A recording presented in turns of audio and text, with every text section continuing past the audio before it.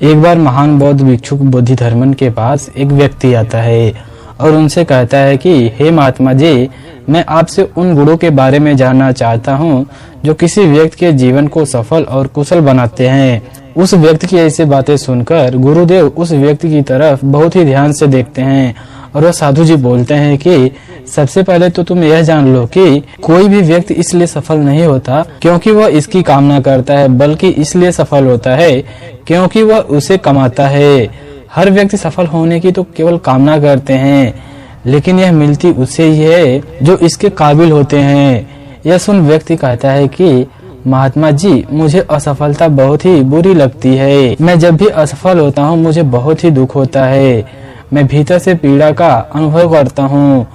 यह सुनकर बोधिधर्मन कहते हैं कि सबसे पहले तुम यह समझो कि योगी संस्कृत में सफलता और असफलता जैसा कुछ भी नहीं होता। जो व्यक्ति इस जीवन को केवल एक विशाल समस्या और एक मात्र सीढ़ी के रूप में देखता है, उसके लिए कोई भी असफलता नहीं होती। जो इंसान इस जीवन में घटने वाली साधारण घटना को भी अपना लक्ष्य बना लेता है, वही जीवन में सफल या असफल होता है। यदि कोई भी व्यक्ति अपने जीवन को एक विशाल संभावना की सीढ़ी के रूप में देखता है और अगर उसके साथ कुछ अच्छा होता है तो वह अपने भलाई के लिए इस्तेमाल करता है उसको, और यदि उसके साथ बुरा होता है तो वह उसे भी अपनी भलाई के लिए ही देखता है, इस्तेमाल करता है। देखो, यदि समय अच्छा चल रहा है, परिस्थितियां आपके अनुकूल हों, तो कोई मूर्ख इंसान भी खुश और शांत रह सकता है। लेकिन वही परिस्थिति हमारे हाथ में ना हो, हमारे खिलाफ हो और हर तरफ से निराशा हमारे हाथ लगे, तो ऐसी परिस्थिति में भी व्यक्ति को खुश और शांत रहने के लिए अपने भीतर कुछ अलग होना जरूरी है। यदि एक राजा के पास अपने शत्रु राजा के सेना की तुलना में अधिक सेना है, तो ऐसी परिस्थिति में एक कमजोर और कायर राजा भी युद्ध को जीत सकता है। अगर हम इसको दूसरी तरीके से देखें तो इसको जीतने के लिए अद्भुत साहस और योजना की जरूरत पड़ेगी। कहने का अर्थ यह है कि हमारे जीवन में विपरीत परिस्थितियां आएंगे ही, या तो हम उसका उपयोग कर सकते हैं जिससे खुद को मजबूत और पहले से बेहतर बनाने के लिए हम उसका उपयोग कर सकते हैं। अब इसका चुनाव हमारी स्वयं के हाथ में होता है, या फिर बैठकर रो सकते हैं। अब इस दोनों का चुनाव हमारे स्वयं के हाथों में होता है और यह नियम हर चीज के लिए लागू होता है। साधु उस व्यक्ति की तरफ देखते हुए कहते हैं कि मान लो तुम्हारे जीवन में एक बहुत ही भयंकर घटना घटी, लेकिन इसका भी इस्तेमाल स्वयं के विकास और खुशहाली के लिए कर सकते हो। यदि तुम साफ तौर पर यह देख पाते हो कि तुम्हारे जीवन की सारी छोटी मोटी घटना एक सीढ़ी की भांति हैं, उस विशाल संभावना तक पहुंचने के लिए चुनना तुम्हें है। बस महत्वपूर्ण यह है कि तुम कुछ भी करो, बस लक्ष्य केवल एक ही होना चाहिए, विशाल संभावना की ओर जाना। और यदि तुमने इसे निर्धारित कर लिया तो तुम्हारे जीवन की हर घटना तुम्हारे लिए फायदेमंद बन जाएगी। सफलता फायदेमंद है, हम जानते हैं, लेकिन असफलता की बातें करते हैं, तो असल में यह और भी ज्यादा फायदेमंद है। इसके लिए उससे डरना बंद करें, क्योंकि असफलता स्वयं में बहुत ही डरावनी है। यदि आप इससे डरेंगे तो यह आपको और भयानक और डरावनी लगने लगेगी। इसलिए असफलता से डरो मत। फिर उस व्यक्ति ने कहा कि महाराज, आपकी पहली बात तो मैं समझ गया कि मुझे असफलता से डरनी नहीं चाहिए। फिर वह व्यक्ति पूछता है कि महाराज, कृपया करके मुझे समय के नियंत्रण के विषय में कुछ बातें बताइए। मैं अपना अधिकतर समय बेकार की चीजों में खत्म कर देता हूँ। अपना समय निर्धारित कैसे करूँ, इसके बारे में थोड़ा हमें बताइए। व्यक्ति का ऐसा प्रश्न सुनने के बाद वह भिक्षु कहते हैं, जिसे हम जीवन कहते हैं, वह असल में समय और ऊर्जा का एक खास सामंजस्य है।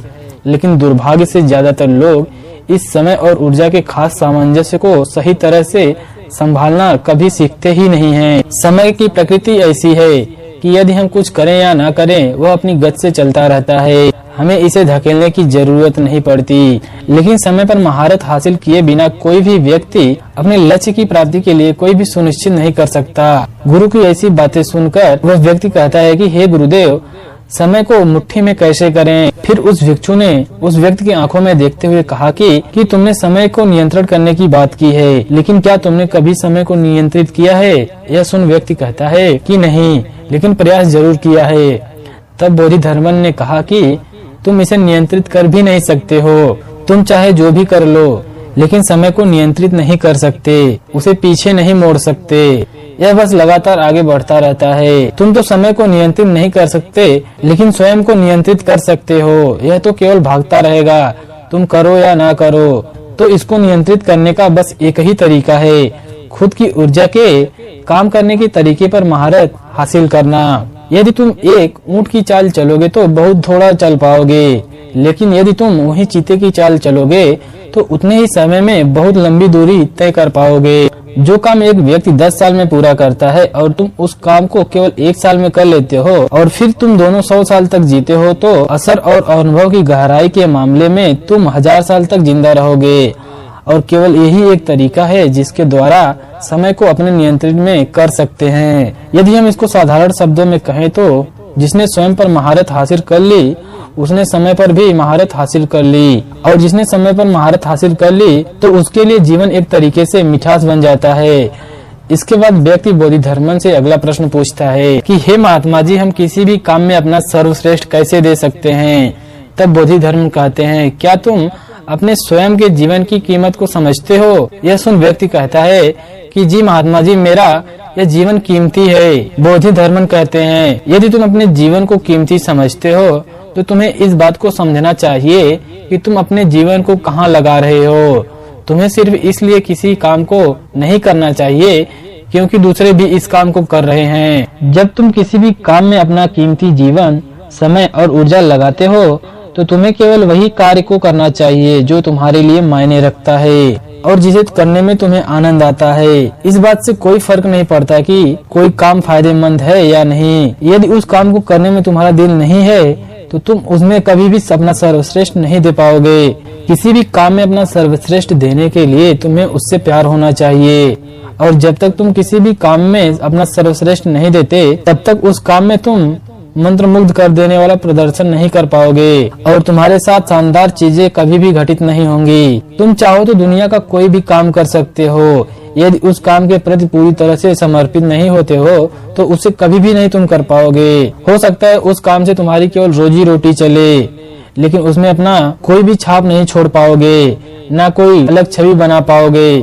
फिर बोधिधर्म आगे कहते हैं कि तुमने महाभारत के महान योद्धा अर्जुन के बारे में अवश्य सुना होगा। तीर को निशाने पर लगाने के अलावा उनको कोई भी काम नहीं आता था। उनका पूरा समर्पण केवल तीर को निशाने पर मारने पर था, और वह ऐसा निशाने पर मारते थे उनके जैसा कोई भी नहीं मार सकता था, और इसी कारण वह अपने समय के सर्वश्रेष्ठ धनुर्धर बन गए। कहने का मतलब यह है कि तुम अपने किसी भी काम में अपना सर्वश्रेष्ठ देना चाहते हो तो उस काम के प्रति आपके भीतर प्रेम और समर्पण होना बहुत ही जरूरी है। और जब भी तुम अपने जीवन में किसी भी लक्ष्य को चुनो तो स्वयं से यह प्रश्न करो कि क्या तुम उस काम को जीवन भर कर सकते हो? क्या तुम्हारे लिए वह काम सच में मायने रखता है क्या? और जब तुम पीछे मुड़कर देखोगे तो क्या तुम्हें उस पर गर्व और खुशी महसूस होगी क्या जो तुम कर रहे हो? यदि उसका जवाब हाँ है तो तुम्हें वही काम करना चाहिए। गुरु की ऐसी बातें सुनने के बाद व्यक्ति अगला प्रश्न उनसे पूछता है कि हे महात्मा जी,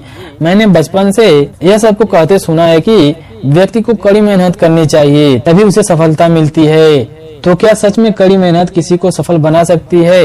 यह प्रश्न वह सुन कहते हैं कि केवल कड़ी मेहनत करने से कोई व्यक्ति सफल नहीं हो सकता, और यह दुर्भाग्य की बात है कि बच्चों को शुरू से ही शिक्षा दी जाती है कि उन्हें कड़ी मेहनत करनी चाहिए। पढ़ाई हो या फिर अन्य काम, उसमें कड़ी मेहनत करो, और वह बच्चा फिर कड़ी मेहनत करता है, जबकि ऐसा नहीं होना चाहिए। जब कोई भी व्यक्ति कड़ी मेहनत करेगा तो एक गधे की भांति वह जीवन जिएगा। किसी भी काम को प्रेम के साथ, आनंद के साथ करना चाहिए, खुशी के साथ करना चाहिए। यदि किसी काम में केवल मेहनत लग रही है तो उसे छोड़ देना चाहिए। किसी भी काम को प्रेम के साथ करना चाहिए। ऐसा हर व्यक्ति को लगता है कि केवल कड़ी मेहनत करके सब कुछ पा सकते हैं, लेकिन ऐसा नहीं है। जिन लोगों ने जीवन में सफलता पाई है उन्हें केवल कड़ी मेहनत से नहीं सफलता मिली है, उसके साथ उन्हें पता था कि उनके काम को करने के लिए सही चीज क्या है। नहीं तो उनके इस क्षेत्र में बहुत से लोग असफल हुए होंगे। हो सकता है कि वह इनसे अधिक मेहनती हो लेकिन तब भी असफल हुआ हो और फिर बाद में जाकर सफल हुआ हो, क्योंकि उन्होंने सही चीज और सही समय को नहीं समझा कि उन्हें मेहनत के साथ क्या करना चाहिए। इसलिए केवल कड़ी मेहनत से कुछ नहीं होगा। जब तक उस काम को सही तरीके से नहीं किया जाएगा तब तक कोई भी व्यक्ति सफल नहीं हो सकता। यह सुन व्यक्ति कहता है कि हे महात्मा, मैं अंत में आपसे एक और प्रश्न करना चाहता हूँ। जीवन को कैसे सही तरीके से हम जी सकते हैं, उसके लिए हमें क्या करना चाहिए? तब बोधिधर्मन कहते हैं, यदि तुम किसी काम को सही तरीके से करना चाहते हो तो तुम्हें उसके लिए सही जानकारी होना बहुत जरूरी है।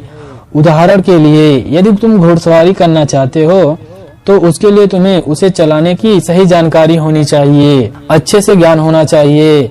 और यही चीज हमारे जीवन पर भी लागू होती है। यदि आप इस जीवन को सही तरीके से चलाना चाहते हो तो हमें जीवन की प्रकृति के बारे में सही तरह से पता होना चाहिए।